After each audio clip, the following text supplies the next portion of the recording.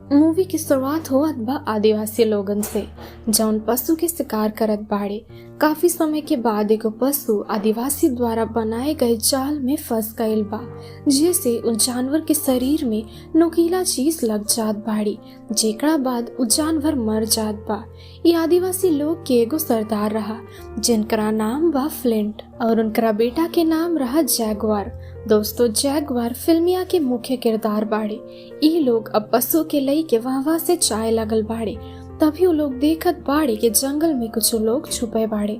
आदिवासी लोगन के सरदार जंगल में छुपा हुआ लोगन के बाहर आवे के कहे लागल बाड़े। आदिवासी के सरदार उनकरा से सवाल पूछत बाड़े कि ऊ लोग यहाँ का कर रहल बाड़े। तो ऊ लोग बतावत बाड़े कि हम लोग सिर्फ जंगल से बाहर निकले चाहत बाड़े। हमार गांव पूरा खत्म हो गईल बा, ओकरा खातिर हम लोग दोबारा से अपन घर बनावे की कोशिश करत बानी।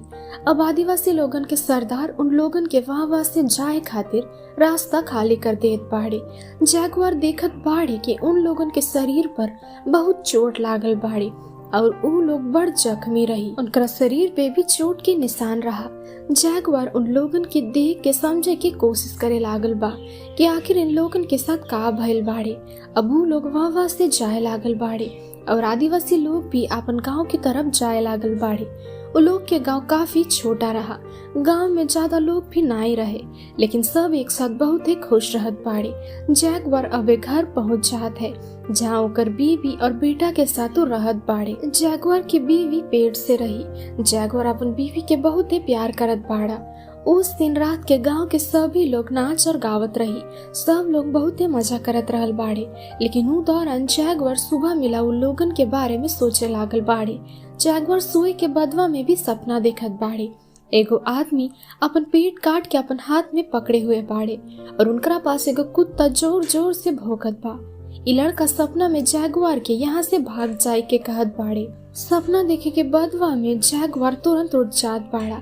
उठ के वो देखत बा सच में उनकरा घर के सामने एगो कुकुर जोर जोर से भौंकत बा।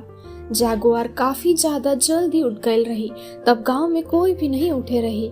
कुछ देर बाद उ कुत्ता चिल्लाए बंद कर देत बाड़े। जैगवार अब घर से बाहर निकल जात बाड़े और उ बाहर देखत है कि कई सारा अनजान लोग गांव में हमला कर देत बाड़े। साथ ही उ लोग गांव के सब घर में आग लगाई देत बाड़े। जैगवार ई देख के अपन बीवी और बेटा के लइके वहां से भाग जात बाड़ा। उनकरा घर से थोड़ के दूर एगो बड़ गड्ढा रहा। उ एगो पेड़ के डाली के मदद से अपन बीवी और बेटा के गड्ढा में उतारे रहल बा। उ दौरान एगो आदमी जैगवार के देख लेत बाड़े। वो आदमी जैगवार के मारे खातिर उनकरा पास आई जात है। वो आदमी देखत बाड़े कि जैगवार अपन बीवी और बेटा के गड्ढा के अंदर छुपा के रखले बानी। ये आदमी ई बात जान गए रही तो डर से जैगवार उनकरा के जान से मार देत बाड़ा। अब अपने गांव के मदद करे खातिर जैगवार निकल जात बानी, लेकिन जैगवार के बीवी उनकरा के जाए से मना करत बानी। लेकिन जैगवार तो उनकरा बात नहीं सुनत बाड़ा। लेकिन उ उनसे कहत बाड़ा कि हम बहुते जल्द तोहरा पास आई जाइब। अब जैगवार एगो पेड़ के डाली के मजबूत पेड़ के साथ बांध देत बाड़ा और फिर वो डाली के गड्ढा में फेंक देत बाड़े, जैसे अगर उनकरा आवे में देर हुई जात है तो उनकरा बीवी ई पेड़ का डाली के सहारे ऊपर आई सकत बाड़े। अब जैगवार गांव की ओर जात बाड़ा। वह देखत बाड़ा के गांव के पूरा अनजान लोग बंदी बनाई देत बाड़े और गांव के बहुत लोग के वो मार दे है बाड़े। उ दौरान जैगवार देखत बा कि उनकरा पिता के केहू जान से मारे के कोशिश करत बा। उ तुरंत आई के अपन पिता के बचाई के वो आदमी के मारे लागल बाड़े, लेकिन वो आदमी के साथ ही आई के जैगवार के पकड़ लेत बा। पूरा गांव उन लोगन के कब्जा में होत बा। अब जैगवार अपने पिता के हालत देख के कहत बा कि हमें माफ कर दियो पिता। और अब एको आदमी जैगवार के बात सुनकर उनकर आँख के सामने उनकर पिता के जान से मार देत बाड़े। उनकरा बाद उ लोग जैगवार के मारत बाड़े और फिर जैगवार बेहोश हो जात बा। जैसे ही उनकरा आँख खुलत बा, जैगवार देखत बाड़े कि गांव के सब घर जल गईल बा। ये अनजान लोग गांव के सब लोगन के बंदी बनाकर रखले बाड़े और अब तक गांव के आधा से ज्यादा लोग मर गईल बाड़े। अब जैगवार गड्ढे की ओर देखत बाड़े जहाँ वो उनकरा बीवी और बेटा की छुपाए रहल। उ दौरान अजनबी लोग के एक आदमी जैगवार के गड्ढे की ओर देख लेत बा और फिर वो आदमी वहां से गड्ढे में जाए के देखत बा, लेकिन वो आदमी के वहां कुछ भी नहीं दिखत बाड़े। वो आदमी पेड़ से बांधा उ डाले भी अब काट देत बाड़े। अब ये अजनबी लोग गांव के सब लोगन के लेके जाए लागल बाड़े। अनजान लोग सिर्फ बच्चन के अपन साथ नहीं लेके जात बाड़े, लेकिन अपने माता पिता के अनजान लोगन के साथ जाता देख वो बच्चे भी उनका पीछे पीछे जात बाड़े। दोस्तों, गड्ढा में अब तक जैगुआर के बेटा और बीवी बाड़े, लेकिन उनकरा के कुछ नहीं के पता रही कि गांव वालों के साथ का भइल बाड़े। उ लोग वहां से बाहर जाए की कोशिश करत है, लेकिन उ लोग केहू के मदद के बिना वहां से बाहर नहीं खे जा सकत है। अब गांव के लोग के सब बंदी बनाई के ले जात रहे। तब जैगुआर कल सुबह देखे रही जख्मी लोगों के देखत बाड़े। सब लोग बंदी बने रहे और हम तो अब समझ सकत बानी कि आखिर उन लोगन के साथ बिल्कुल जैगुआर के गांव के लोगन जैसा भइल बा। सब बंदी लोग के अनजान लोग अपन साथे लेके जात बाड़े। चलते चलते सब लोग एक बड़ा नदी के किनारे पहुंचत बाड़े। धीरे धीरे सब लोग नदी पार कर लेत बाड़े और अब उनकरा सभी के पार करे के रही पहाड़। पहाड़ पार करे के दौरान कई लोग के हालत बहुते खराब हो जात है। फिर ये लोग मिल के एगो बूढ़ा आदमी के धमकी दे के पहाड़ से नीचे फेंक के मार देत बाड़े। लगातार 2 दिन तक ये लोग खाली चलत बाड़े। रास्ता में ये लोग एगो बच्ची के देखत बाड़े जिनकरा माई मर गईल बाड़े, काहे कि उ लोग में प्लेग रोग का महामारी फैल गईल बा। ये बच्ची उन लोगन से मदद मांगत है और वो उनकरा के साथ जाए चाहत है। उ लोग ये बच्ची के एगो लकड़ी से धक्का दे देत बा और फिर ये देख के वो बच्ची उन लोगन से कहत बा कि तू लोग बहुत जल्दी मरबा। बहुत जल्द ऐसा दिन नहीं है जब दिन में तोहर रात हो जाई है, तो लोग रात से बच के रही हैं। ये बच्ची अनजान लोग की बात सुनावत रहे, काहे कि वो लोग दूर गांव के हंसता खेलता परिवार और लोगन के बंदी बनाई के रखत बाड़े और वहां से कुछ आगे और जाई के पता चलत बा कि कई लोगन के पहले से ही बंदी बनाई के रख ले बाड़े ये लोग और उ बंदी लोगन से काम करावत बाड़े। ई बंदी लोग सीमेंट तैयार करे के काम करत बा। सब बंदी लोगन के हालत बहुत खराब रहा।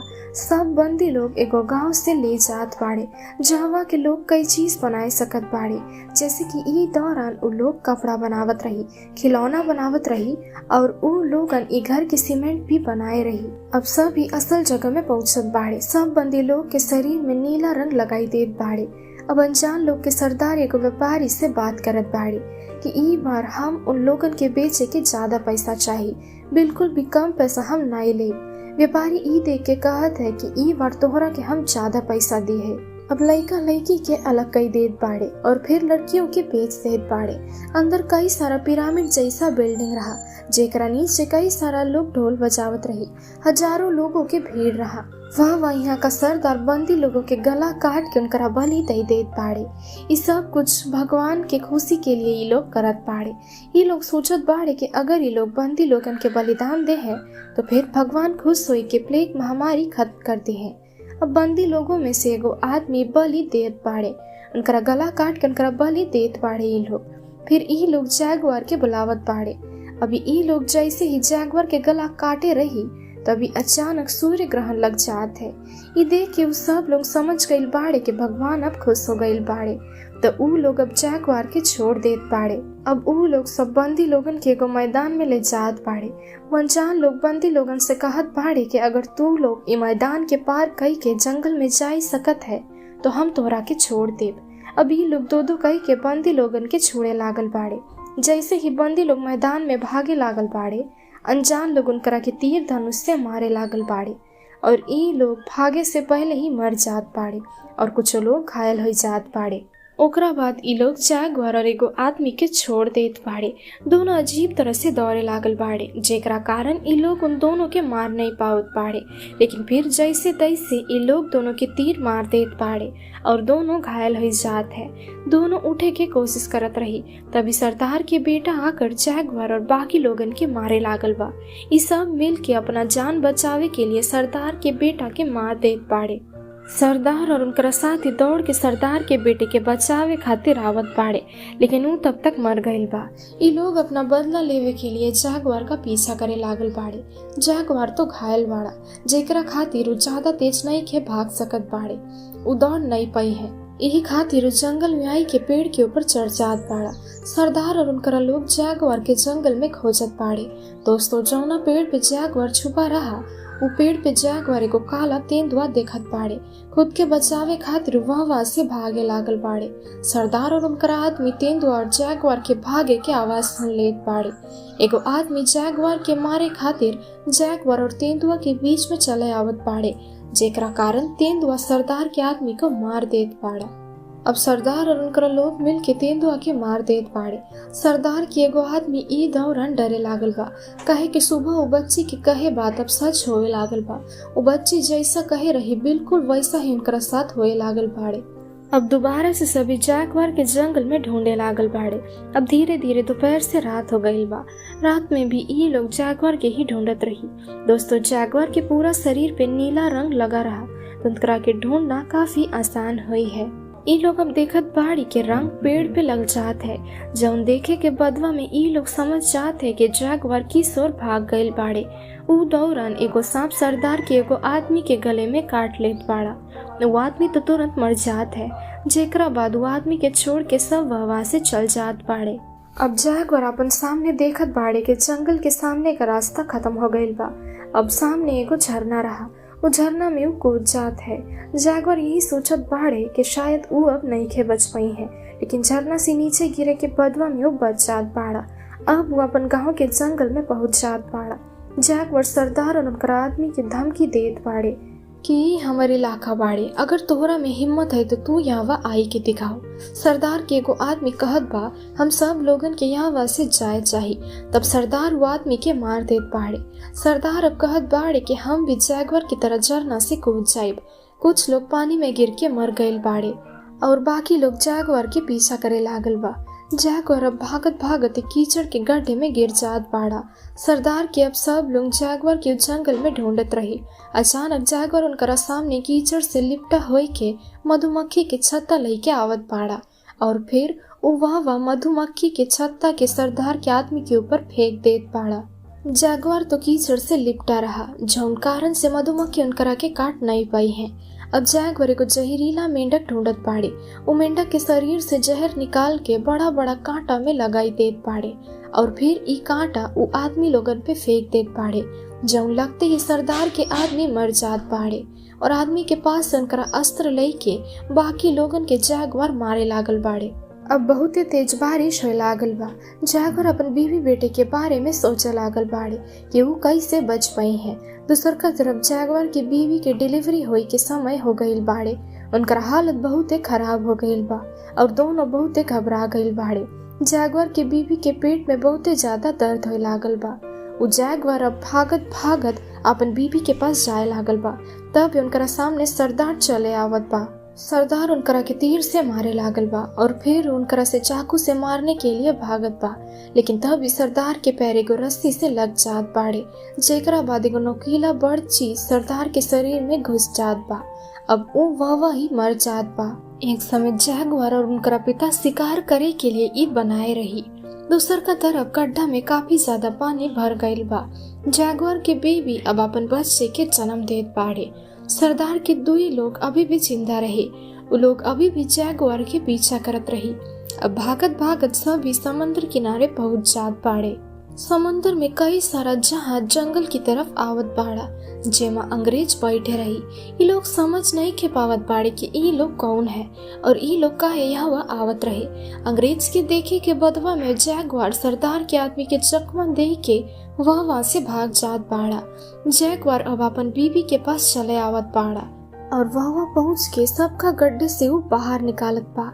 जैगवार अपन बीवी से पूछत बाड़े कि का हम समंदर जाए हैं, तो उनकरा बीवी उनकरा के बतावत बाड़ी कि अगर हम वहां जाए हैं तो हम सब लोगन मर जाए हैं और हम नहीं के बच सकब। अब वो सब जंगल के ओर अपन घर जाए लागल बाड़े और यही साथ ही ये मूवी यही खत्म हो जात बा।